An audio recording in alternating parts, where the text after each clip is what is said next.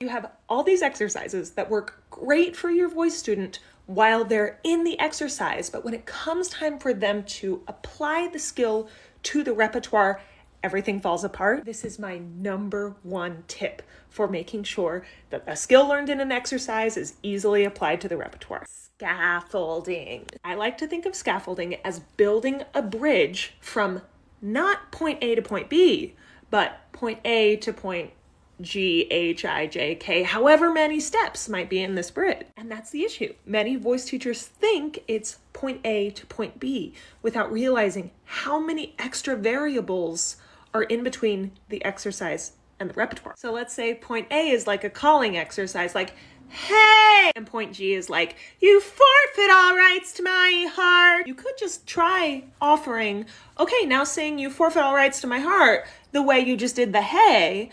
But for many students, that's too wide of a gap. So the first step you might take is notice the pitch difference between hey and fort.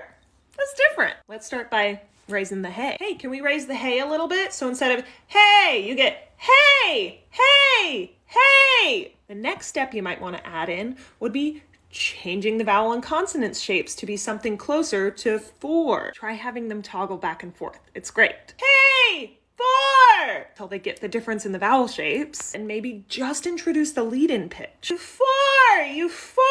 Then you might have them try a speechy fall off with the rest of the words with no intentional landing pitch or piano involved. You forfeit all rights to my heart. Once they've got that down, you can start to give them some more intentional-ish pitches. You forfeit all rights to my heart. Then introduce the intentional pitches, but still no piano accompaniment, because that piano accompaniment is another variable. You forfeit all rights to my heart. Then give them the accompaniment. I don't know how many steps that was, but it was more than 2. If things start to kind of fall apart anywhere in the process, go back to the last thing that did work. Don't skip steps, but do give this a shot and let me know how it goes. Happy teaching.